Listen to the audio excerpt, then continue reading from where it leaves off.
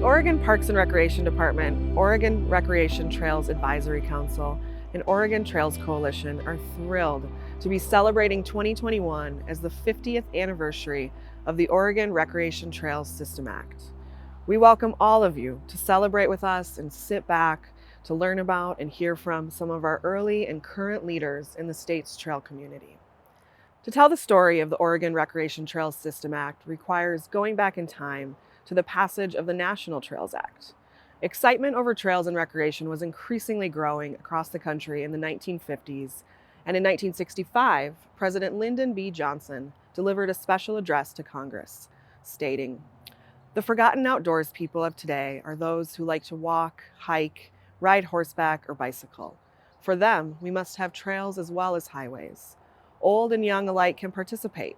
Our doctors recommend and encourage such activity for fitness and fun. I'm requesting, therefore, that the Secretary of the Interior work with his colleagues in the federal government and with state and local leaders and recommend to me a cooperative program to encourage a national system of trails, building up the more than 100,000 miles of trails in our national forests and parks. As with so much of our quest for beauty and quality, each community has opportunities for action. We can and should have an abundance of trails for walking, cycling, and horseback riding in and close to our cities.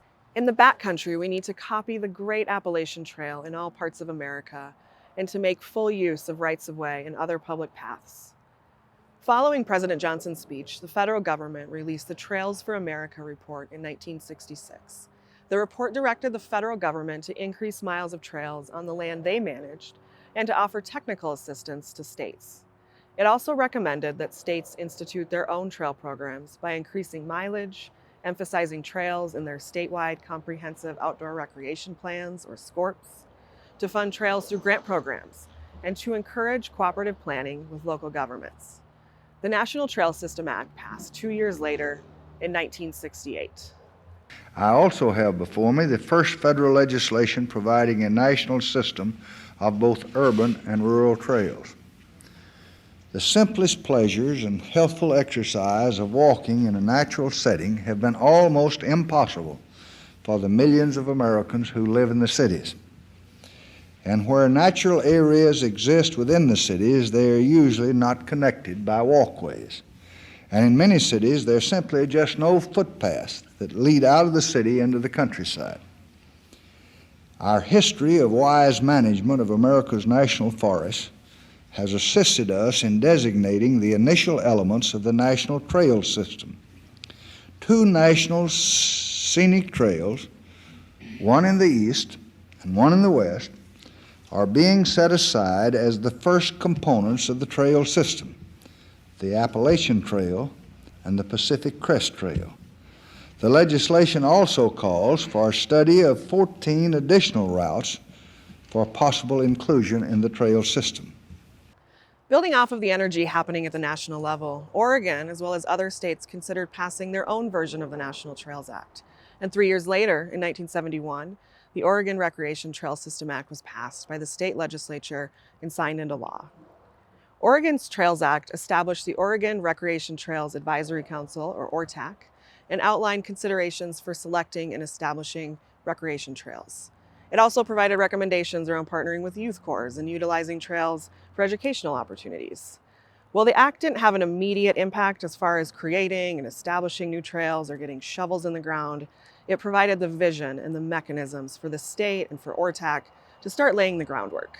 Ernie Drappala was one of those first ORTAC members and their first chair. My name is Ernie Drappala, and I have been a member of the Oregon Recreation Trails Council, or ORTAC, for 35 years. Well, the passage of the ORTAC Trails Act was rather interesting because it occurred in 1971 at a time when there was a lot of interest in environmental issues.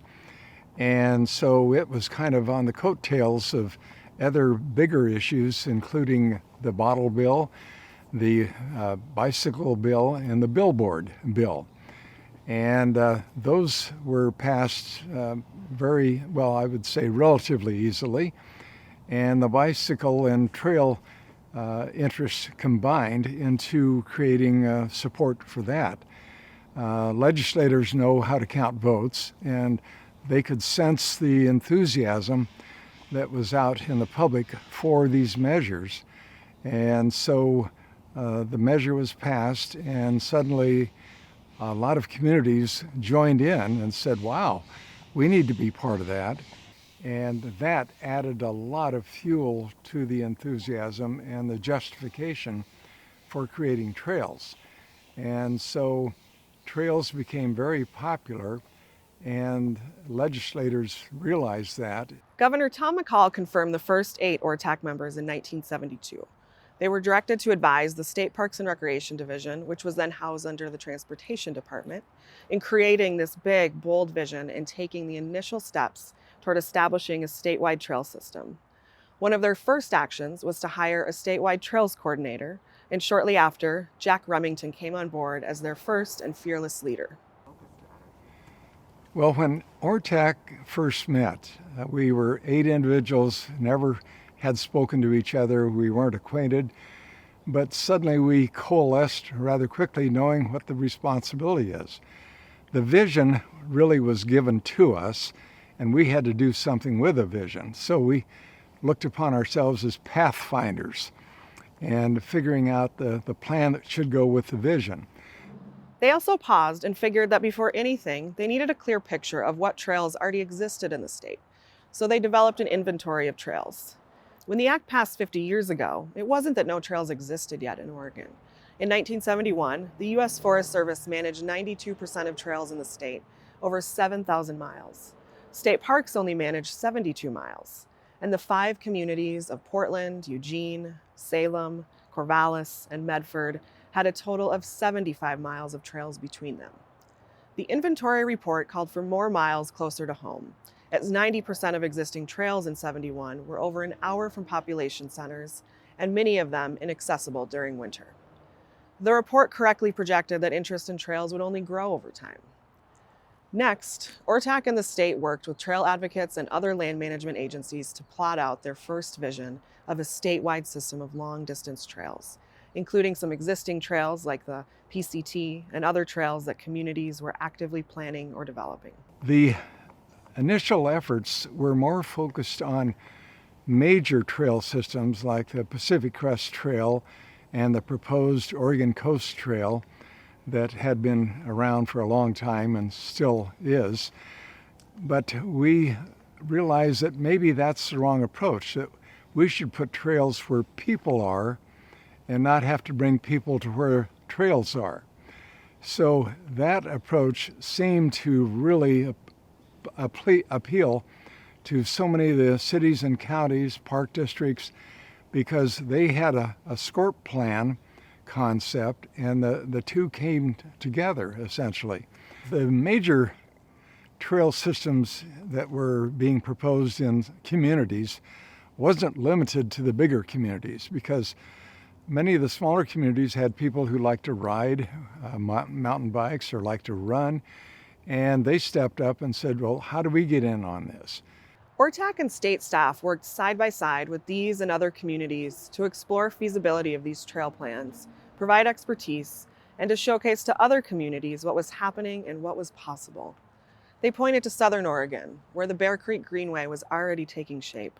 They collaborated with the Forest Service and Bureau of Land Management to create more connections within and into the scenic and rugged lands they manage. They continued to work with proponents of the Oregon Coast Trail. They looked to, learned from, and worked with planners in the Portland metro area, like Mel Huey. I'm Mel Huey, and I'm a recently retired trails planner with Metro, which is the regional government for the Portland area. I spent 44 years working on trails, so I'm almost as old as the Oregon State Trails Act, which is exciting because I've seen a lot before, and I've seen what has happened because of the Oregon Trails Act. There's been so much activity over the last 50 years in trails in the metro area. We planned for 1,000 miles of trails separated from the road and the streets, and we're about at 400 miles. And the 40-mile loop trail, which started at 40 miles, is now 140 miles, encircling the city of Portland. And we worked a lot with the state and other partners. And another great trail is the Wildwood Trail, which is more of a nature trail from in the Forest Park area, which is actually the longest trail in the region at over 30 miles because it meanders so much. So there's just a lot of activity, urban trails, nature trails, equestrian trails. We've been fortunate to build this system of over 400 miles to date because of cooperative efforts between all the governments, federal, state, local, county, regional, cities, neighborhoods. It takes a village, it takes a metropolitan area to build this trail system. Cooperative efforts are critical. Trails, unlike parks, take years to plan, design, and build because it crosses over hundreds and thousands of properties. Over the last 50 years, the community of trail planners, advocates, volunteers, dedicated land managers, and other partners have only grown in number and expertise across every region of the state. And not only have our trails grown in miles, but so has our collective vision for what's possible. Trail mileage in the 5 communities inventoried in 1971 has grown over tenfold, and thousands more planned miles are found in our local park and transportation plans, and within the big, bold visions of the wider trails community. As we look towards the next 50 years, we asked for advice from these 2 longtime trail leaders. Well, if I were to advise the trails community on going forward, I would say stay determined because you've got a winner. You're riding a champion, and you need to recognize that the connections still, in many cases, still need to be worked on. The maintenance of some of these trails needs to be looked at again and again because they wear out. There's Mother Nature comes along and disturbs things, fires or storms and such. And I think we need to pay a little more attention to what the climate is doing because we know where a trail would look nice and be enjoyable to ride, but it may also be fragile in an ecosystem where there's slides, where there's fires, where there's flooding. So we need to somehow find a balance between the two. And we need to understand that there are many user groups, some who are not familiar with trails, who want to go out for the first time or second time. And so it's getting educated to the users. I think the making trails fully accessible to all users is a duty that needs to occur. We can't do that with every trail in every situation, but I think where possible, it's wise to look at the merits of that. Leadership comes from the lowest ranks in terms of youth and all. So I think that's very important to have that kind of leadership at all levels. I'd love to share with you my advice. First of all, just really get organized and work cooperatively. There are so many partners and allies, and even work with the people who are skeptical of trails. It's really important to work with everybody. And over the years, Metro and our partners have worked with property owners who didn't want trails, but after spending a year or so with them, they ended up supporting trails. So it does take a long time. So my advice is have a good plan, get everyone involved, respect everyone's opinions, do all your research and homework, be patient. It takes a long time, and never, never, never give up. We need to really engage and get a diverse community, an aging community involved. We need trails that are accessible for all. We need more trails close to where people live. And we also need trails further afield so people can get away from the urban area. For the younger generation and future trail planners, I wish them well. I have been lucky to have served the greater community over the years, and I welcome them, and I would love to mentor them, which I have been doing over the years, because it's critical to have a new generation of people savvy and technical savvy trail planners. Today, we watch this legacy continue and the growth of trail leaders across every region and local community. We celebrate the great work of stewardship groups across all user types who build and maintain our trails in partnership with recreation providers. We celebrate the groups and individuals who continue to advocate for trails. We celebrate the continued legacy of ORTAC, who still to this day convenes the trail community to share expertise as we collectively make our statewide vision become reality. And we celebrate the work of the Oregon Trails Coalition, a statewide organization working across all user types, motorized and non-motorized, to carry on this legacy. I'm Steph Knoll with the Oregon Trails Coalition. So the Oregon Trails Coalition really came together in 2017 with our first statewide Trails Summit. As land managers and trail advocates and stewardship organizations, we're starting to have conversations about what were the universal needs and desires of folks who care about trails. A couple of things really rose to the top of the list. One was a desire just to convene and build relationships and have a more collaborative community around trails.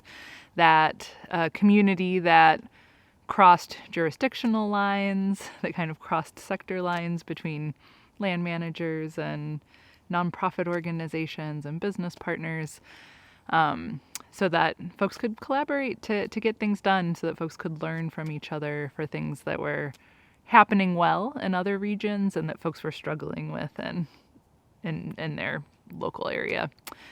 So the convening, a chance to build relationships was the one thing that rose to the top, and the other thing that was right up there as a big need on the statewide level was to work together to advocate for more investment in our trails.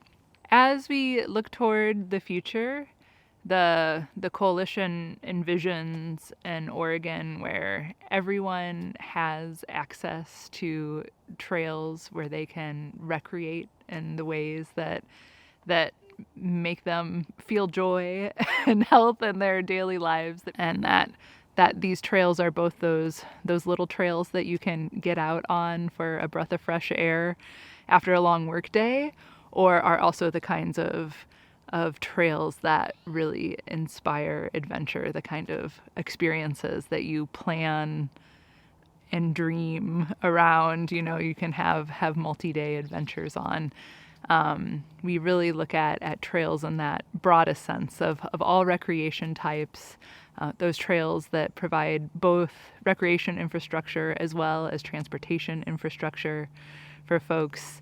And really that we're all, even though we have different interests, different ways we like to recreate, we have so much in common, whether we're paddling or biking or hiking or on horseback or ATV or you name it. We all really have the same need for those places where we can get out, enjoy the beautiful places in Oregon, and have a place where we can just connect with ourselves.